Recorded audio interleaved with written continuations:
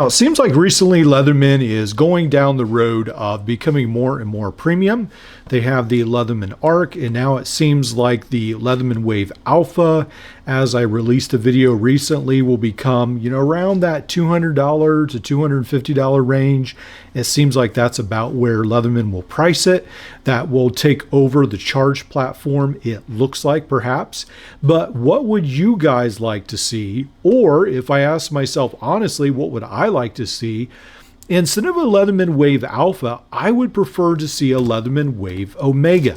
Now, in the ancient Greek alphabet, alpha was the beginning letter, like our A for alpha, and then omega was the end of the Greek alphabet. So I would prefer to see a Leatherman Wave Alpha or Omega rather, and what I mean by that is a small version that is still very capable of the Leatherman Wave. Ripstop Garage, I was able to get these skins for the Leatherman Wave. These come in around $20. I think it might have been during a sale. I got them for a little bit cheaper, but I really like how they sort of spice up the black oxide Leatherman Wave. And then I've got a whole bunch of EDC gear. Perhaps I'll share in another video that goes along with it. So let's look at this tool right here. This is the full size set of pliers.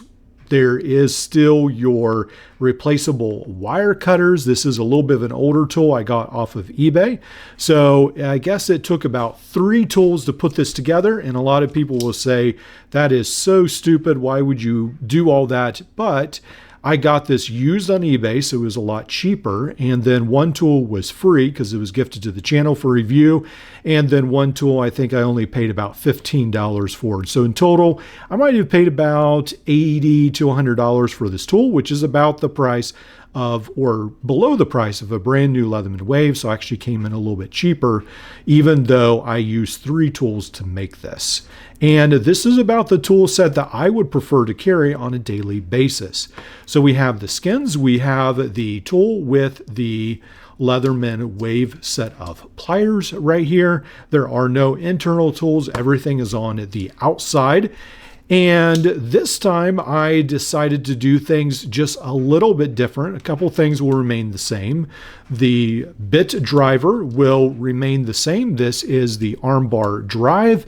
And then if you open this fully, it does lock into place right there. It stays fully locked. And then you have the 1/4-inch bit driver option to use 1/4-inch bits or double-sided Leatherman bits as well in here.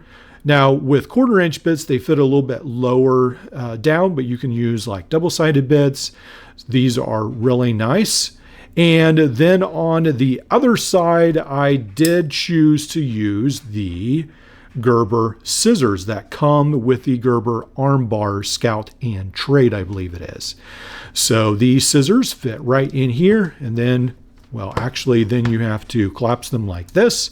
They fit like that. Now, unfortunately, I did not get this to be locking because you've got the spring right here. When the spring bar comes up right there, you really need like a washer to hold it down so that it can catch the metal piece. So I haven't quite figured that out yet. If Roxxon in the future ever comes out with a black oxide set of scissors, I would probably prefer to use them, but these work fine. And with scissors, they don't have to be locking for me, so I can still use them. Now on the other side is where things have changed up a little bit. I haven't really figured out how to make the knife look nice. You have to cut it off. So this is what we have with the knife, but perhaps eventually I might have someone make me a shorter knife or have someone professionally work on the knife blade. We'll have to see.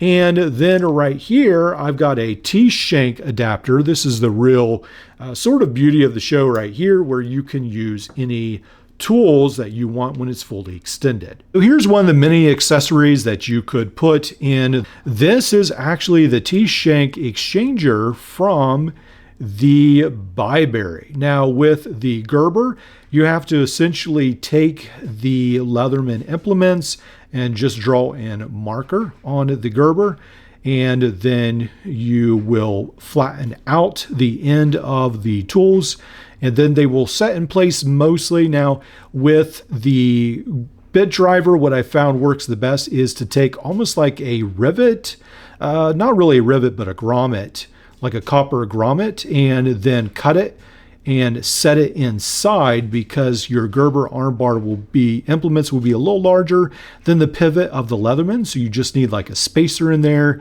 And that actually has worked really good to be the same essentially size as the Leatherman pivot. So then that fits into place.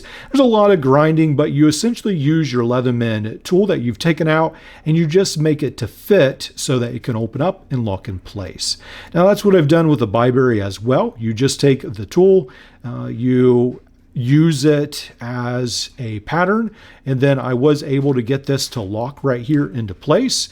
It's not perfect. This one does have a little bit more wobble, but you have to be very careful when you're grinding to just get it the right spot, and this one probably took just a tiny bit too much off. But now I can use the saw. I could also use the file and so many other things, especially on Etsy now. They're making all kinds of things for your T-shank adapter, forks, spoons, all kinds of things. Now I haven't chosen to put anything into the handle, just the T-shank adapter. I would carry this extra, but it is nice to have this. Eventually I'll probably put a ink pen implement that I have seen, or I'll probably actually make one myself. I've seen them made on Etsy, and so I would actually like to use that because I'm always writing, and I think that'd be sort of cool. Now with the pocket clip, I was actually just using Leatherman's removable pocket clip, and then you don't have, I had to take the springs out to make it short enough. Now I have left these internal springs here, and the other ones I always bent them and sort of ground them out. I'm just leaving them in for the moment. Who knows, I might find some use for them. I don't know, probably not. But I decided to go the route of just putting this above the pivot and then drilling a hole through the handle and just putting a small screw off of Amazon that I actually got in a box for putting in. These are the type of screws in this assortment you could use like with a Leatherman Free series. They go from pretty small to a little bit larger, so I use a little bit larger screw here, and then it does extend into the handle at the back. But again, the implement, even if you did get a shorter implement, I don't think it would go all the way against the handle because of the T-shank adapter, so I think it would still work okay. So that keeps this pocket clip from a huge amount of movement. There is still a little bit of movement, but it's a lot more secure than the removable pocket clip that kept falling out. And this is the best option I've found to date that I like the best. And we'll see, maybe I'll come up with another solution in the future. But so far, I really like my Leatherman Omega, and I feel like these, not scales, but these skins right here really give it a nice look. And then you have just a lot of features on this tool, especially with the T-shank adapter. The way this tool comes in at 6.7 ounces, or if we move it over to grams, it comes in at 189 grams. It's not extremely light, but it is a fair amount lighter than the Leatherman Wave that comes in with, I think, 8.5 ounces fully loaded. So yeah, it's maybe not the perfect solution. I wish I could get the weight down a little bit more, but I have to say that I really am partial to the lighter weight, and I like the smaller frame size. I'm a really big fan of this right here, and I wish there were more options that were like this. I just prefer these lighter tools. I carry a full Leatherman P2 at work. That's my favorite tool at the moment. But these right here are so nice to just slip in the pocket, and then they're not extremely heavy when you just need something for around the house.